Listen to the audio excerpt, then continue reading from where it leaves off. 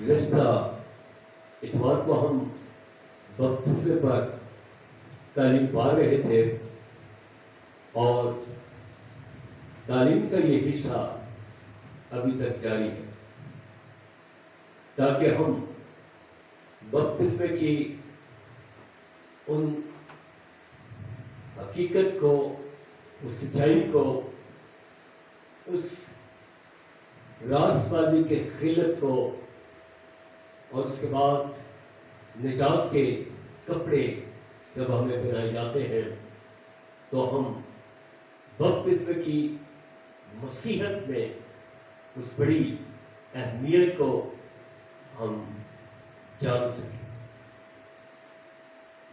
بغیر بپتسمے کے مسیحت اور مسیح شخص نئے سرے سے پیدا نہیں ہو سکتا۔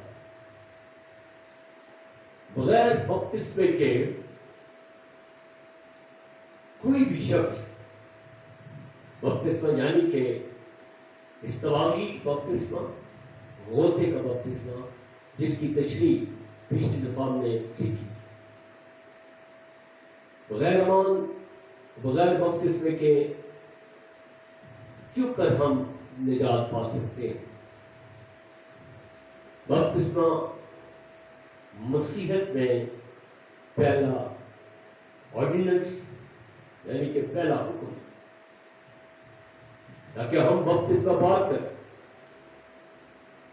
خدا کی راست بازی کو پورا کریں اور ہم راست باز ٹھہرائے جائیں۔ آج ہم اس بات کو جانیں گے کہ یہ بپتسمہ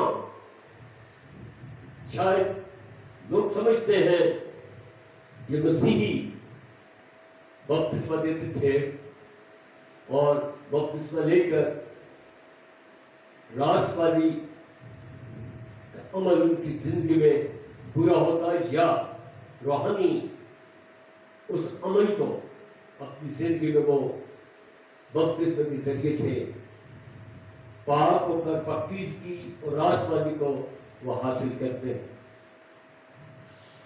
آج ہم دیکھیں گے کہ اسرائیل میں، یہودیت میں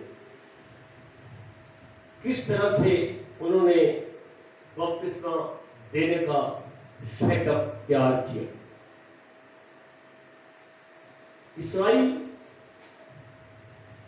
نسلی طور پر کسی کو اپنے دین یا اسرائیل یا یہودیت میں آنے کی دعوت نہیں دیتا کیونکہ وہ اسرائیلی نسلی اور وہ کسی کو اس میں شامل ہونے نہیں دیتا۔ اسی طور پر ہم جب ہسٹوریکلی دیکھتے ہیں اسرائیل کے وقتوں کے اندر کہ جس طرح سے اسرائیل اور یہودی بھٹک کر دوسری قوموں میں شامل ہو جاتے، خلط مند ہو جاتے اور خدا کا گناہ کرتے اور پھر توبہ کر کے واپس لوٹ آتے یا خدا کی قربانی دے کر مذبح کے اوپر اپنے گناہوں کا اقرار کر کے وہ واپس لوٹ آتے۔ لیکن اسرائیل کے ارد گرد بسنے والی قومیں جو بت پرست تھیں یا دیگر مذاہب کے اوپر وہ ایمان رکھتی تھیں، انہوں نے جب اس بات کو دیکھا کہ اسرائیل کا خدا، یہودیوں کا خدا، یہوہ خدا سچا ہے،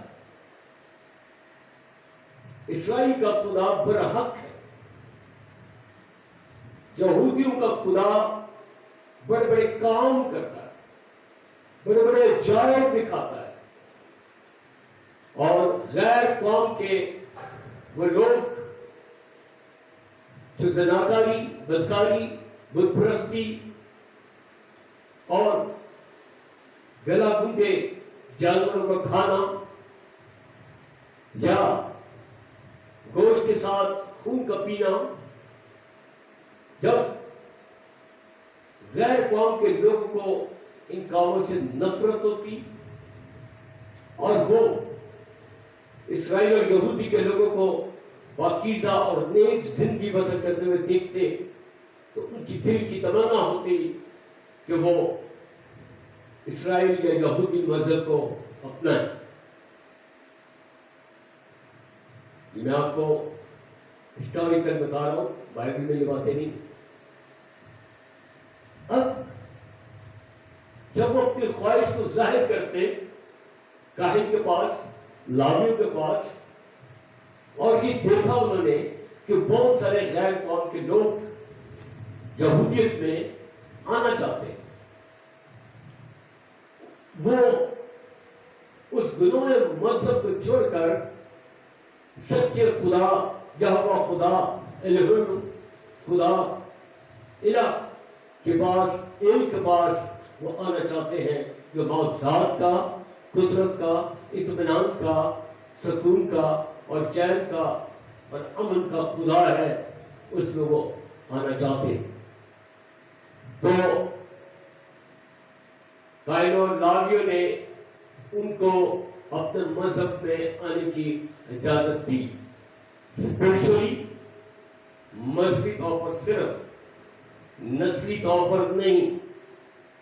याद रखें, वो सिर्फ मजहब को अडॉप्ट कर सकते हैं, वो सिर्फ इस्राएल के खुदा की इबादत कर सकते हैं, लेकिन इस्राएली नस्ल में वो मदाखलत या उसमें अमल दखल नहीं कर सकते।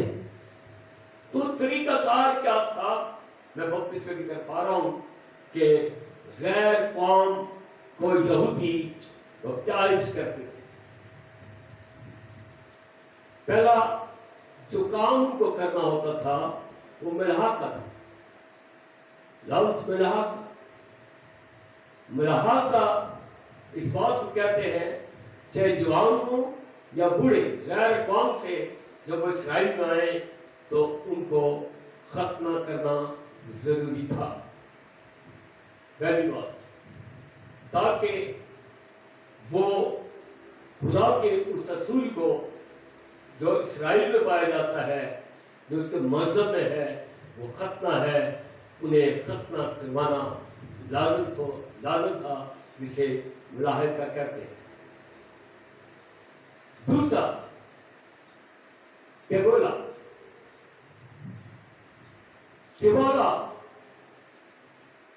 जो लफ्ज है, इसका मतलब है बपतिस्मा, और गैर कौम के लोगों को इस्राएल में मजहबी तौर पर शामिल करने के लिए मिलाका और तेगोरा का दूसरा अमल किया जाता था, यानी कि उनको पानी का गोता देते थे, और पानी के जब उनको गोता देते तो वो बपतिस्मा पा लेते थे, और बपतिस्मे का निशान वो यूं जाहिर करते थे कि उनके पुराने मजहब की मौत हो गई। पुराने मजहब की क्या हो गई है? मौत हो गई है, और नया दीन, नया मजहब, नया स्पिरिचुअली जो रंग है यहूदियत का या खुदा का, उस मजहब के अंदर इन्होंने नई जिंदगी पाली। आमीन। तो हम इस बहस में लगे रहते हैं कि बच्चों को बपतिस्मा, बड़ों को बपतिस्मा तारीखी तौर पर बहुत पुराना इस्राएलियों में राइज चला आ रहा। और उसके बाद तीसरी बात, जो अमल उनको करना होता था, जो असूल थे यहूदी काहिनों के, जो उन्होंने खुद तरतीब किए हुए थे। पहला मलाइका, दूसरा तिबाला, और तीसरा जो था वो कारबीन या कारबीन। ये जब तीनों अमल होते तो गैर कौम को इस्राएली मजहब में عبادت کرنے کی اجازت ہو جاتی اور اسرائیلی تمام قوانین، مذہبی اور دینی قوانین اور اسپرچل قوانین پر وہ عمل کر سکتے تھے۔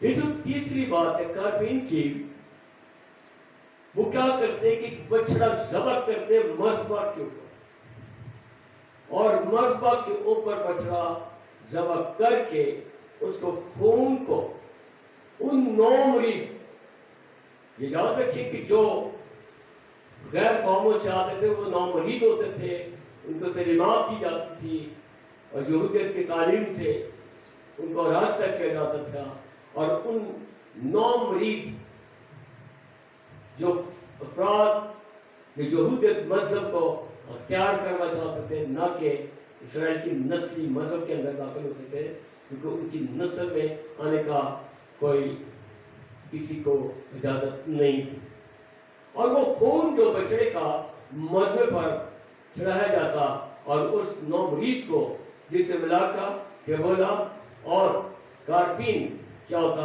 اس خون کو ان پر چھڑکتے تھے اور اس کا خون کے چھڑکے جانے سے ان کی معافی ہوتی، کیونکہ کلام میں ہم یہ دیکھتے ہیں، اور جب یہ خون بہایا جاتا تھا سال میں ایک بار کاہن لے کر جاتا، اور اسرائیل کے لوگوں کی کیا ہوتی تھی، گناہوں کی معافی ہوتی تھی، اور مسیحیت کے اندر یوحنا کا خط، اس کا پہلا باب، پہلا یوحنا کا خط، اس کا پہلا باب، اس کی 7ویں آیت میں لکھا ہے کہ یسوع مسیح کے خون سے تم کیا ہو گئے، پاک ہو گئے۔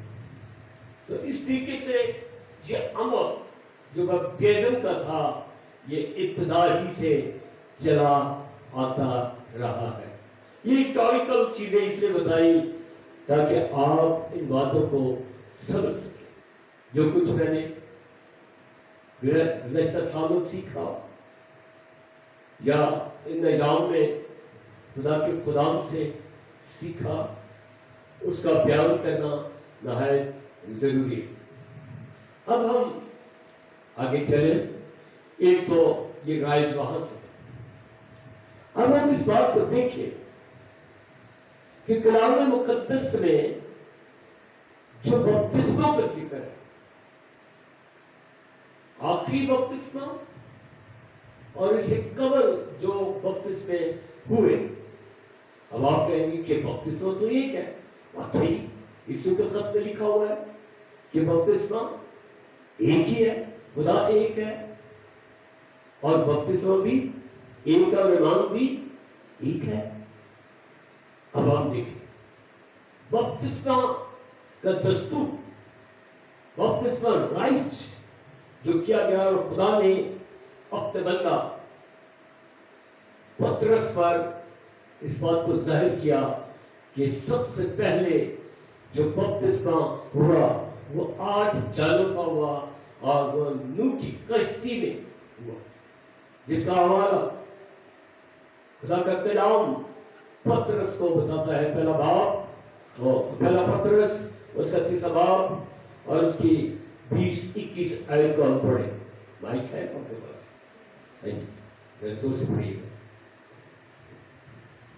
جو سگلے زمانہ میں نافرمان تھے، جو اگلے زمانے میں نافرمان تھے، جب خدا نوح کے وقت میں تحمل کر کے ٹھہرا رہا تھا، خدا تحمل کر کے نوح کے وقت میں ٹھہرا ہوا تھا کہ اس زمانے کے لوگ کیا کریں، توبہ کریں۔ جی توبہ نہیں کی ہوئی، اور وہ کشتی تیار ہو رہی تھی، اور کشتی بھی تیار ہو رہی تھی، بناتی بھی ہو رہی تھی، جس پر سوار ہو کر تھوڑے سے آدمی یعنی 8 جانیں پانی کے وسیلہ سے بچی۔ 8 جانے، تھوڑے سے لوگ یعنی کہ 8 جانے پانی کے وسیلہ سے کیا ہوا، بچے۔ پانی اور پانی کا بپتسمہ، غوطے کا بپتسمہ مجھے اور آپ کو کیا کرتا ہے، بچاتا ہے۔ بچانے کا مطلب نجات، چھڑانا گناہوں سے، بدیوں سے، اور گناہگار دنیا سے بچاتا ہے۔ جی آگے پڑھیں۔ اور جو اسی پانی کا مشابہ بھی यानी बपतिस्मा यीशु मसीह के जी उठने के वसीला से ये मुशाबा है यीशु मसीह के जी उठने के वसीला से। अब ये तुम्हें पानी का बपतिस्मा क्या है? अब तुम्हें बचाता है। ये मुशाबा है, यीशु मसीह के जी उठने का मुशाबा है कि अब तुम्हें क्या करता है? बचाता है। ये पहला बपतिस्मा। हालेलुया। पहले अहद में ये पहला बपतिस्मा और उसके बाद नूह के साथ अहद बांधा। हालेलुया। अब दूसरा बपतिस्मा हम कलाम मुकद्दस में, मैं ये नहीं कह रहा कि इतने बपतिस्मे, मैं कलाम मुकद्दस में से उन बपतिस्मों का जिक्र कर रहा हूं कि नूह के वक्त में पतरस पर जाहिर किया कि 8 जालों को इस पानी के सबब से खुदा ने क्या किया? बचाया। और मुर्दों में से जी उठने के बारिश वो उस पानी से उन्होंने बपतिस्मा लिया जो कि खुदावंद यीशु मसीह के मुर्दों में से जी उठने के क्या है? मुशाबे। आमीन। आमीन। अब दूसरा जो बपतिस्मा जो मूसा का बपतिस्मा है, इसको हम देख सकते हैं पहला ग्रंथियों उसका 10वां बाब उसकी पहली आयत में। बहुत सारे लोग इस बहस में आज तक पड़े हुए हैं, गोते का बपतिस्मा, बच्चे का बपतिस्मा, इससे बाहर नहीं निकलते। वो अपनी रिवायतों, अपनी तरतीब के मुताबिक अपने काम को चला रहे हैं। लेकिन हम जब मुतालिया करते हैं कलाम मुकद्दस का तो हमें पता चलता है कि ये बपतिस्मा खुदा इब्तिदा ही से देता चला आ रहा है। मूसा का बपतिस्मा। जी आए भाइयों, मैं तुम्हारा इससे नावाकिफ रहना नहीं चाहता। मैं तुम्हारी वाकफियत कराना चाहता हूं। मैं ये नहीं चाहता कि तुम इस बपतिस्मे से क्या रहो? नावाकिफ रहो। जी कि हमारे सब बाप दादा बादल के नीचे थे। हमारे सब बाप दादा किसके नीचे थे? बादल के नीचे। और सब के सब समुद्र में से गुजरे। और सब के सब बैकुलज़म में से, समुद्र में से गुजरे। और सब ही ने उस बादल और समुद्र में मूसा का बपतिस्मा लिया। और सब ने उस बादल और समुद्र में मूसा का बपतिस्मा लिया। हालेलुया। हालेलुया। बपतिस्मा यह आज की बात नहीं है। पिछली दफा तो मैंने बताया ना कि यहूदी भी आए थे बपतिस्मा लेने के लिए। तो ये मूसा का बपतिस्मा है। अब ये कैसे मुमकिन है? नूह के वक्त में जमीन पर पानी चढ़ते चढ़ते गिराए, वो पहाड़ अरारात की चोटी तक पहाड़ पर पानी, ऊपर बादलों में पानी, नीचे जमीन के 70 फुट निकले वो पानी। और 8 जानों को खुदा ने इस पानी से क्या किया? बचाया, जो कि मसीह यीशु के मुर्दों में से जी उठने की क्या है? मुशाबे। आमीन। दूसरा मूसा का बपतिस्मा, वो ऊपर बादल, बादल में क्या होता है? पानी होता है। और नीचे समुंदर, उसका पानी इर्द गिर्द। और हमारे बाप दादा ने उसमें से जब गुजरे तो उन्होंने मूसा का क्या लिया? बपतिस्मा लिया। हालेलुया। ये दूसरा बपतिस्मा।